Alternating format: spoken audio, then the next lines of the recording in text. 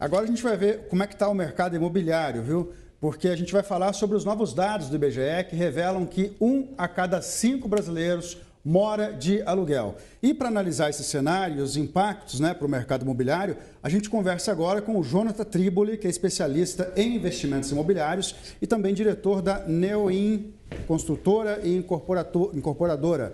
Jonathan, seja muito bem-vindo aqui ao Real Time. Bom dia para você. Muito obrigado, bom dia. Bom, a gente viu esse dado do IBGE aí, que 21% da população brasileira vive de aluguel. E vocês, do ponto de vista de quem investe no mercado imobiliário, tem sido um bom investimento comprar imóvel para alugar? Tem sido um bom investimento, principalmente porque a gente vê um aumento significativo no valor dos aluguéis aí com o passar do tempo. Então, esse momento é um momento, inclusive, crucial para os investidores do mercado imobiliário que possuem imóveis para alocação. Então, tem sido um excelente momento, com certeza. Quando você compara a compra de imóveis para alugar com o investimento em fundos imobiliários, que a gente sabe que não paga imposto de renda, qual é a comparação que você faz? Ainda vale a pena você comprar um apartamento para alugar, comprar uma loja para alugar? Olha, sempre vai valer a pena você ter um patrimônio. Então, você adquirindo um imóvel aí em questão de médio e longo prazo, você tem a valorização daquele imóvel além do aluguel. Então, por mais que o aluguel talvez ele não atinja pelo menos um número de 1%, que é o esperado do mercado imobiliário dentro dessa questão de locação, você tem a valorização patrimonial em médio e longo prazo. Então, você tem um patrimônio mais a locação que está rendendo ali para você aí significativamente. Como é que você está vendo o mercado imobiliário para o ano que vem? A gente viu aí que nos últimos 2 anos, por exemplo, o preço de imóveis para compra deu uma subida boa, né? Você acha que 2025 agora, com a taxa Selic mais alta, isso deve refluir um pouco? Olha, por incrível que pareça, o número de pessoas que ainda estão buscando imóveis para moradia, independente da alta da Selic, não diminuiu. Principalmente no setor onde as pessoas são de mais baixa renda. Então, a gente vê a habitação social, por exemplo, os financiamentos da habitação social, dos programas habitacionais do governo, os imóveis que são subsidiados do governo, essas pessoas que se enquadram nesses imóveis, elas estão sendo muito beneficiadas.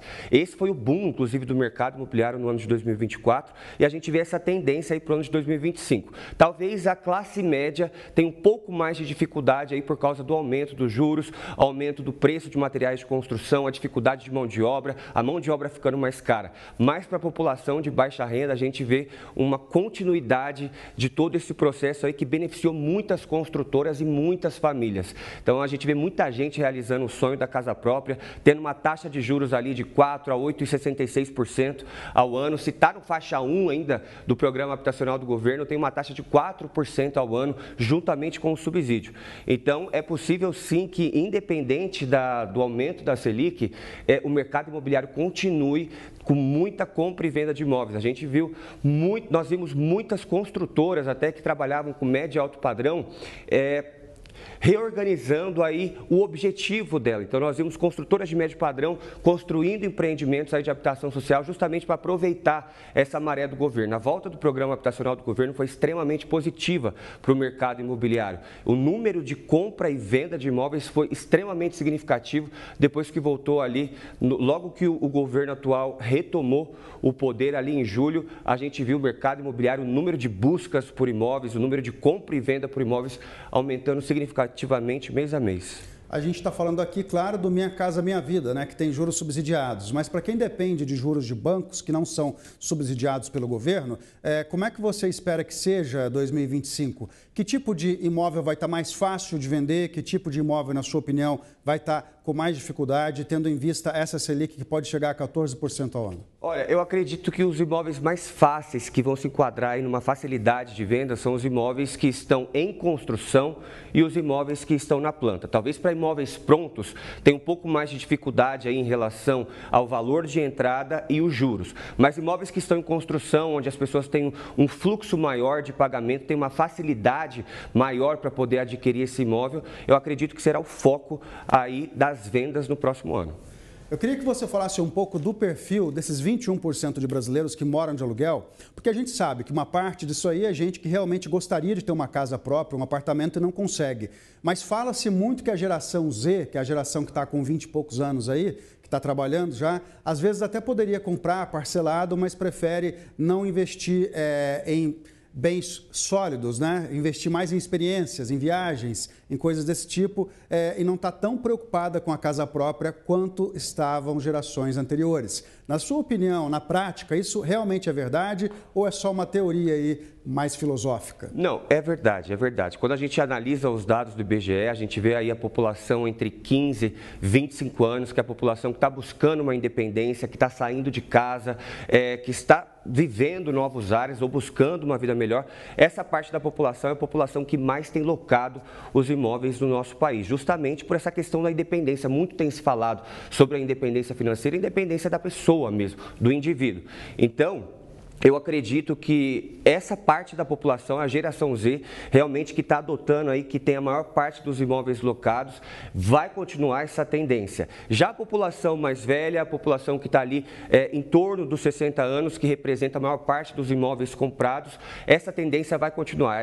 Essa parte da população, eles herdaram muitos imóveis e conseguiram quitar outros financiamentos. Se a gente for analisar a realidade da população, o salário ele não acompanha a variação e o aumento do valor dos imóveis. Então é difícil você pagar um aluguel e também adquirir a casa própria. Então, ou a pessoa faz um ou a pessoa faz outro. Nessa questão dessa geração Z, essas pessoas optam por uma maior facilidade aí em polos comerciais, uma flexibilidade aí na questão do comércio, de trânsito e de vários outros fatores que englobam aí nessa fase da independência. Por mais que exista essa possibilidade a viajar mais, investir em outras situações, eu acredito que essa população ela está buscando mais facilidade de vida, né? Morar perto do trabalho, por exemplo. Exatamente. E tudo envolve também a questão social, a questão cultural aí de cada região do país, seja no Sudeste, seja no Centro-Oeste, que é onde nós temos um número maior de imóveis alugados.